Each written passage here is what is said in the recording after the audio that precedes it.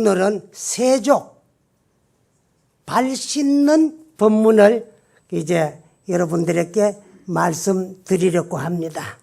근데 우리가 이제 참 외형적인 육체, 영체가 떠나가면 이걸 죽었다 그래요.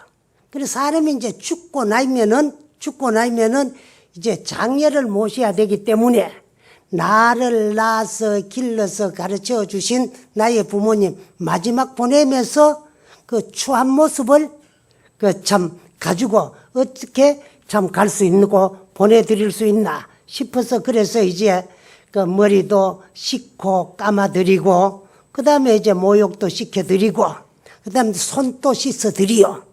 그래서 발로도 이제 사방 돌아다니면서 그 이제 참 밟고 다니으니까 그 이제 좀 발도 씻어드리는데 발을 씻어드리면서 발로 밟아가지고 무생명을 죽이기도 하고 돌아다니면서 하늘은 업도 지어놨는 것을 연부 49일 그 이제 참 연부재판 49제 중에 다 이제 참 우리가 판결을 받고 선악간에 지연업을 받아야 되니까 그 연부에 가가지고 49일 동안에 그 참 연부재판 49일을 받지 아니할라 끄들랑 생명에 대한 집착을 탁 놔버리고 끊어버리라.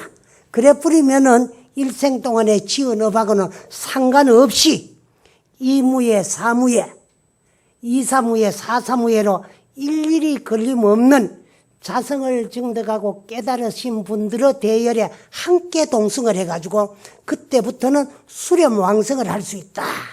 따를 수자, 생각염자, 가랑자, 날생자 수렴왕성을 해요.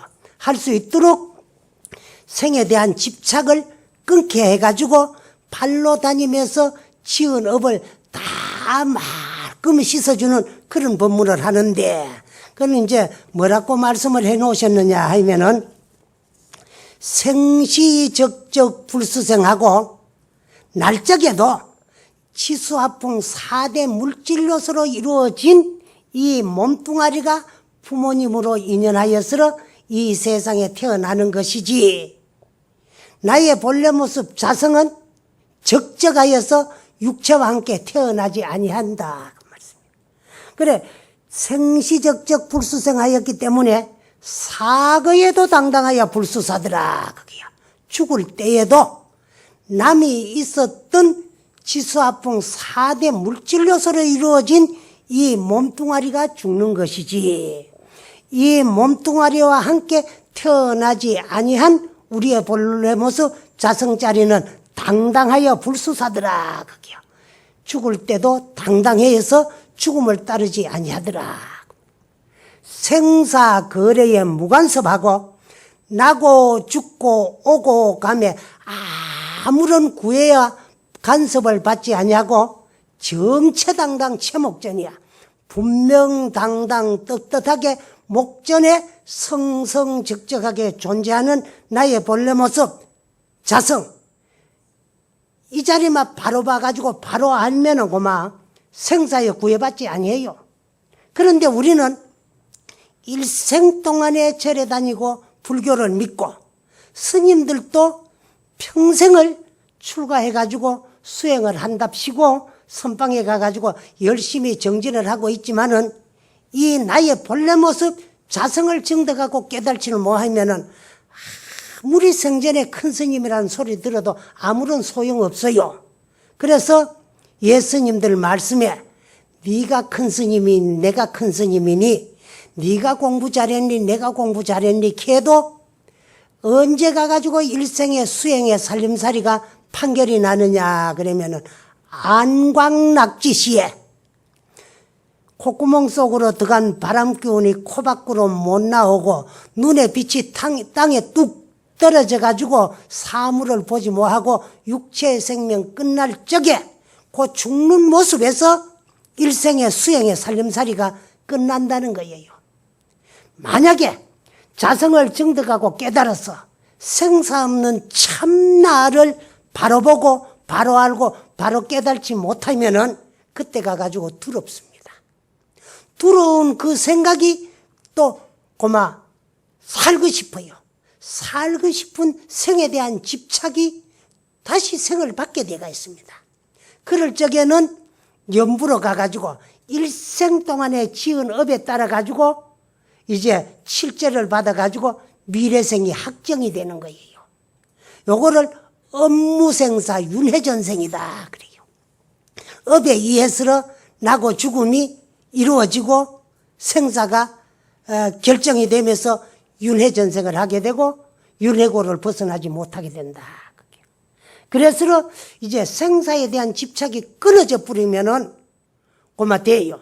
그래서 생에 대한 집착을 끊어버리게 하기 위해서 이제 발을 씻어주면서 이 응가있게 하는 법문이 생시에 적적하여 불수생하였고 우리는 날적에도 적적하여 육체와 함께 따라 나지 아니한 것이 나의 참 주인공이요 사거에 당당하여 불수사더라 그 말씀입니다. 죽을 때에도 당당하여서러 남이 있었던 육체가 죽는 것이지 육체와 함께 태어나지 아니한 참 나의 본래 모습은 육체와 함께 따라서 죽어 없어지지 아니하더라. 생사거래에 무관섭하고 나고 죽고 가고 오며 아무런 구애와 간섭을 받지 아니하고 정체당당 분명당당하게 제 목전에야 내 목전에 성성적적하게 존재하는 나의 본래 모습을 바로 보아라 하고 생에 대한 집착을 끊어버리게 하는 것이 여기 발 씻어드리면서 하는 법문입니다. 그런데 이때에 듣는 법문이 아주 잘 들려요. 왜 그러냐 하면은 육체를 이탈한 영체는 육체가 없기 때문에 말로 하는 소리는 아무리 법문을 잘해도 한 말씀도 들을 수 없어요. 왜? 들을 수 있는 육체의 귀가 없기 때문에. 그러면 뭐를 받아들이느냐 하면은 다비작법을 하는 다비법사가 다비문을 이루면서 그 법문에 있는 내용의 뜻을 관함으로써 염력에 의해 가지고 생각하는 힘에 의해서 뜻을 생기면서 생각하는 힘에 의해 가지고 연파를 통해 가지고 영가에게로 전해져요. 전해지는 그 순간에 죽을 때게 안 돼. 조금 1초 1각이라도 내가 더 살고 싶은 생에 대한 집착이 툭 끊어지게 되는 그 순간에 일생의 지연업하고는 상관없이 수렴항생을 할 수 있다는 거예요. 그러게 되면은 만행이 1만 가지 행이 고마 일시에 다 조금 더 부족함이 없이 원만하게 다 갖추어져요. 만행이 원성하게 되며 일거일보가 한자죽 한자죽 영가가 움직이는 데마다 초등법문해요. 이제 법운지에 뛰어오르게 되고 단능 일령 기무렴 하면은 다만 단지 한 생각 일어나면은 번뇌고 망상이니까 한 생각 일어나기 전 무렴으로만 돌아가게 되면은 고보 비로 정상행이더라. 그냥 한자죽 높이 들어서 바로 비로 정상에 오르게 되더라. 비로는 뭐냐? 청정법신 비로자나부를 말하는 거고 우리가 불교를 믿고 또 스님들이 수행해가지고 깨달은 마지막 구경의 경계를 말하는 거예요. 부처님 오신 거를 깊이 환영하고 받들어 모시기 해가지고 또 봉축하는 봉축의 등불을 밝힙니다. 그 왜 밝히느냐 하면은 부처님께서 이 세상에 오신 그 참 일대사 인연을 그 받들어 봉축하는 거예요. 그럼 부처님이 이 세상에 오신 일대사 인연이 어디 있느냐? 실상모범 연하경 방편품에 보이면은 하문으로는 계시오입에 있다 이래놨어요. 부처님 일대사 인연은 계시오입이다. 그리고 계시오입이라는 말은 10개 보일 시자예요. 그래 일체 모든 중생들에게 당신 스스로가 출가를 해가지고 도를 깨달는 모습을 보여줘가지고 그 계시야. 도를 깨닫고 증득하는 모습을 보여줘가지고 일체 중생들로 하여금 깨달음에 들게 하기 위해 가지고 이 세상에 오셨어요. 그렇기 때문에 부처님께서 이 세상에 안 오셔서 당신이 깨달는 모습을 보여주시고 또 당신께서 참 일체 모든 중생들도 나와 같이 깨달아서 부처가 될 수 있는 불성의 종자를 다 가지고 있다는 거예요. 그래서 삼라만상과 산하대지가 계유불성이다 그랬어요. 삼라만상과 모든 만물이 불성의 종자는 다 가지고 있는데 그거를 우리는 망각하고 사니까 스스로가 중생인 줄 알고 착각하고 살아요. 그 자리만 바로 봐버리면은 우리도 부처님과 같이 침묵급전 조성불한 본래 부처더라. 그래서 우리가 부처님 오신 날 익하고 봉축을 하는데 부처님은 본래 온 바도 없고 간 바도 없어요. 항상 여역하고 성성적적한 것이. 그래 이제 우리는 부처님이다 그러면은 정반왕국에서 마야 부인을 어머니로 하고 이 세상에 태어나가지고 석시성을 가진 시달타. 그걸 부처님인 줄 알지만 그 부처님 아니에요. 부처님의 몸뚱아리입니다. 그러면 부처님은 뭐가 부처냐? 부처님이 깨달았던 그 자리, 역대조사님이 깨달았던 그 자리, 앞으로 우리가 깨달아야 될 그 자리, 그게 바로 부처예요. 그럼 그건 뭐냐? 법신이다. 그 법신 자리는 뭐냐? 우주 법계에 존재하는 모든 생명의 본질을 우리는 법신이다 그래요. 그래서 이제 생명의 본질은 하나입니다. 하나인데 인인 개개인의 업에 따라 가지고 업신을 받아 가지고 나타났을 때 그걸 끌고 다니는 건 자성이다 그래요. 그래서 우리는 개별적인 자성을 증득하고 깨달아서 총괄적인 부처님이 깨달은 그 법신의 하나가 되자. 여기 불교를 믿고 수행하는 근본 목표가 돼야 돼요.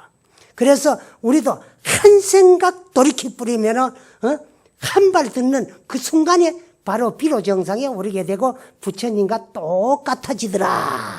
그러니까 한 생각 놔버리라. 뭐를? 생에 대한 집착. 한 생각 놓아버리지 뭐하고 생에 대한 집착심, 그것이 생사를 따르게 되고 윤회전생의 근본이 되고 생사의 원인이 되는 거예요. 그 생각만 놔뿌리면 되는데 놓지 못하기 때문에 놔뿌리라고 일러주는 거예요. 그래서 우리는 한 생각을 놓지 못하고 그러고 나면은 엄청 괴롭습니다. 죽을 때. 괴로운 그 생각이 생에 대한 집착을 일으켜 가지고 또 그 생에 대한 집착이 또한 새로운 생을 받게 될 적에는 업에 의해 가지고 윤회전생을 하게 되는데 그 육체가 없는 공한 상태, 육체를 바로 벗어나는 그 순간 공한 상태에서 말로 하는 법문이 아닌 생각으로 뜻을 새기 간해주는 그 생각을 연파를 통해 받아들이는 한순간에 생에 대한 집착이 툭 끊어져 버리면은 고마 일생에 지은 업하고는 상관없이 바로 가고 싶은 세계, 그리던 세계, 수렴항생 생각 따라서 바로 가서 나게 되가 있어요. 그런데 그런 법문을 듣고도 그렇지는 못하면은 그 이제 참 집착을 버리지 못하고 집착을 버리지 못하는 그 어두운 생각이 모든 것을 고마 다 잊어버리고 캄캄하게 돼요. 일생에 공부해가지고도 깨달지를 못하게 되면은요, 일생 공부한 것이 보람없이 그때 가가지고는 다 매하게 된다. 구한말, 고종황제 시절에 폐사가 된 저 경상북도 옛날에는 선상군이었는데 지금은 그 의성군 이제 구천면에 가면은 청산동이라는 동네가 있는데 그 청산동 뒤에는 청하산이 있어가지고 청하산에 청자를 따가지고 청산동이다 그래요. 청산 이제 청하산이라는 그 이제 그 화자를 빼고 청산 줄여가지고 또 화산이라고 돼요. 화산 청하산 그래 화산인데 동명은 청산동이라 그래요. 가면은 그 청하산이라는 산이 있어요. 산이 있고 청하산에 한 그 7분 능선 쭉 올라가면은 백년사라는 절이 있었어요. 근데 그 절이 누가 창건한 절이냐 그러면은 신라 때 그 고구려에서 신라로 불법을 전한 아도 스님이 도리사를 창건하신 다음에 이제 참 포행차 뒤산을 넘어가니까 그 산 7분 능선에 조그마한 옹달샘 우물이 하나 있는데 거기서 연꽃이 피어가지고 그 우물에서 이제 참 푸른 빛을 반강하는 것을 보고 그 자리에다 절을 짓고 푸른 빛이 반강한 산이라고 해가지고 산 이름은 푸를 청자 빛나라자 청화산이라고 하고 흰 연꽃이 핀 절이라고 해가지고 그 절을 이제 백년사라고 해요. 근데 그 백년사가 도리사와 함께 아주 번창하게 전해 내려오다가 구한말 고종황제 시대에 이제 비안 현감의 직권에 의해 가지고 그 절이 소실이 됐어요. 소실이 됐는데 그 이제 소실을 시킨 비안 현감이 소실시킨 원인이 어디에서 났냐 그러면은 아도 스님께서 중국에 들어가 가지고 백마사에서 머리를 깎고 스님에 대해서 고구려로 돌아와 가지고 신라를 위해 불법을 전하러 가실 적에 중국에서 스님들이 공부하다가 기운이 떨어져 가지고 허리 힘이 없으면 오래 앉아서 수행할 수 없다고 그래서 허리 힘을 도와줄 수 있는 그런 약재를 가지고 와가지고 그를 이제 빨리 회복할 수 있도록 이제 참 주조를 해가지고 술을 만들어가지고 잡숫해가지고는 그 주조법이 전해 내려오는 절이었어요. 그랬는데 거기에 있던 스님이 술이라는 것이 있으니까 그 이제 참 처음에는 사람이 술을 먹어요. 술을 먹는데 한 잔, 두 잔 먹다 보면 내준 술이 술을 먹어요. 먹고 술이 이제 술을 먹다가 보면은 한참 술을 먹다가 보면 술이 사람의 정신을 잡아먹어 버려. 술이 사람을 먹어 버려. 그래 부르고 나면 내 정신은 간데가 없고 술 정신만 남아가지고 술 정신에 놀아난 걸 뭐라 그랬느냐 하면 주정이다 그래요. 근데 그런 아무리 좋은 이제 참 약술이라도 적게 먹으면 약이 돼요. 약이 돼요. 보통 술도 적기만 먹으면 혈액순환에 좋기 때문에 그 약이다 해가지고 약주 그래요. 근데 많이 먹으면 그게 독이 되는 거예요. 그런데 그 청하산 백년사에 계시던 스님이 전통으로 전해 내려오는 전통 약주를 한 잔 잡숫고 산하로 내려가가지고 고마 술정신에 주정을 했어요. 그래서 스님들을 놀리는데 주정을 하는 거 보고 놀린다고 화가 나가지고 주먹을 한 대 날리는데 고마 이제 참 큰 일을 저지러 가지고 살인을 내게 됐어요. 그걸 빌미로써 비안 현감이 대웅전 자리가 탐이 났고 항상 기회를 노리고 있다가 그걸 빌미로써 그 절을 이제 소실시켜 버렸어요. 그리고 그 대웅전 자리에다가 당신네 조상 묘소를 갖다가 써놨어요. 지금도. 근데 거기 계시던 스님들이 쫓겨나가지고 가까운 무남산 정수암으로 옮겨가가지고 계셨는데 그리로 옮겨갈 적에 아도 스님이 중국에서 부처님 진신사리를 모시고 와가지고 이제 그 도리사를 창건하고 거기에 백호사리 제일 그 영롱한 큰 백호사리를 봉안을 하고 백년사를 모시고 와가지고 다 모시고 이제 불상복장에 모시고 계셨는데 거기 있던 스님들이 이제 정수암으로 이주를 하면서 이제 여기 모신 사리는 원래 이제 중국 백마사에서 모시고 온 사리라는 것을 증명하기 위해서 무남산이라는 산을 백마산으로 이름을 바꾸어 가지고 그 모시고 계시면서 백년사를 복원을 그를 발언하고 계셨는데 거기서 이쪽으로 넘어오신 스님이 누구냐 그러면 두점 스님이었어요. 근데 이 두점 스님의 제자가 누구냐 그러면 도암 스님이라는 분이 계셨는데 그래서 주점 스님께서 이어내려오는 이 주조법을 끊어지지 아니하기 위해 가지고 또 이제 참 누가에게 주조법을 전해주었나 그러면 도암 스님에게 전해주었는데 이 스님도 그 주조법을 잊어버리지 아니하기 위해 가지고 이제 그 항상 그 약술을 만들었어요.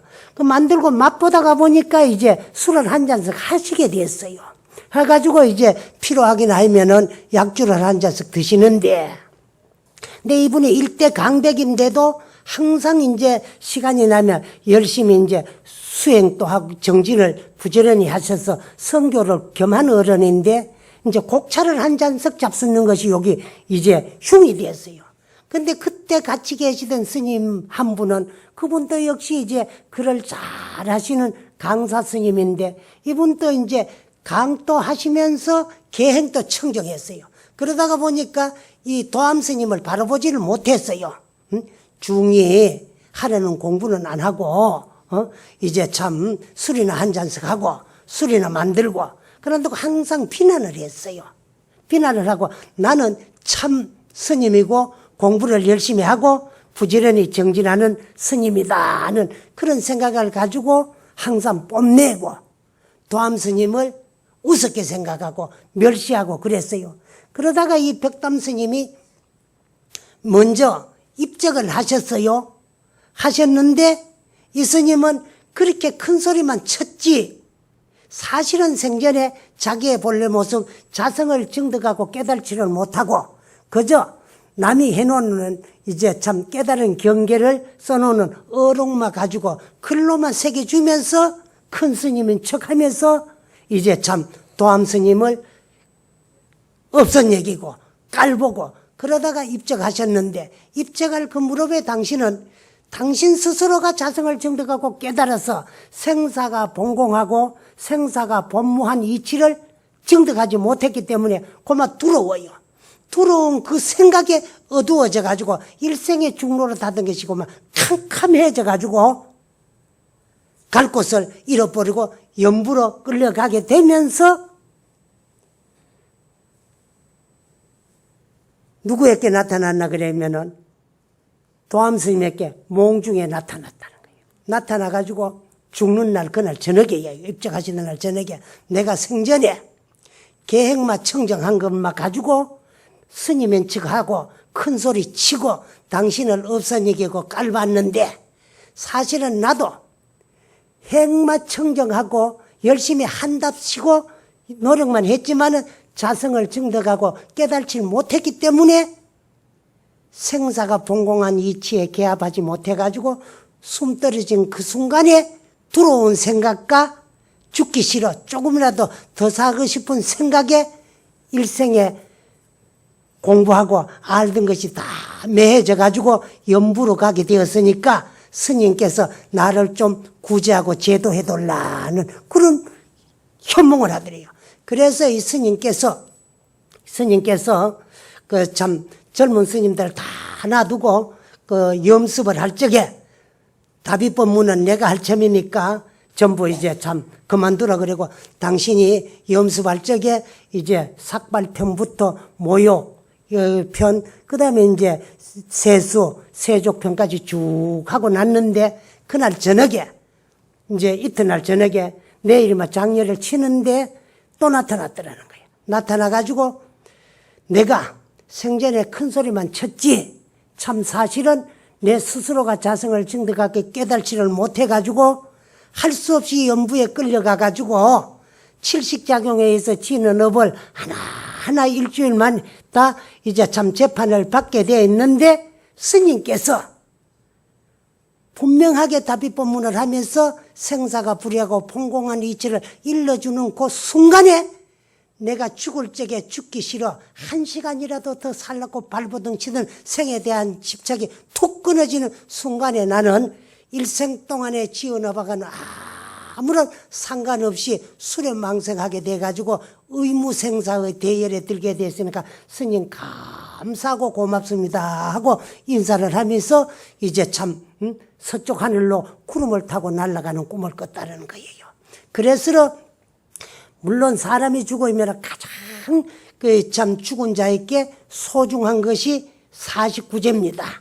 49제이지만은 49제의 칠제를 받아가지고 이제 참 받는 동안에 그 영혼을 제도하기 위해서 하는 것이 49제인데 그 전에 이제 참 덕 높으신 스님들이 이 다비문에 있는 다비법문을 뜻을 세게 간해가면서 이제 참 그 법문을 잘해줌으로써 간자로 하여금 생에 대한 집착을 끊어버리고 모든 이제 참 집착을 놔버리고 그 이제 참 생에 대한 집착도 끊어버리고 그 참 수련망생할 수 있도록 도와주고 인도하고 안내하는 것이 여기 다비법문입니다. 그래서 오늘 다비법문 세족편까지만 말씀을 드리고 다음 분에는 이제 착군 이제 속옷 입혀드리고 또 그 다음에 차기 또 이제 참 옷 입혀드리면서 이 육체에 허망하고 무상하고 육체는 생도 있고 사도 있다는 데 대한 법문을 같이 공부하도록 하고 오늘 세족편 법문을 마치도록 하겠습니다. 여러분 감사합니다.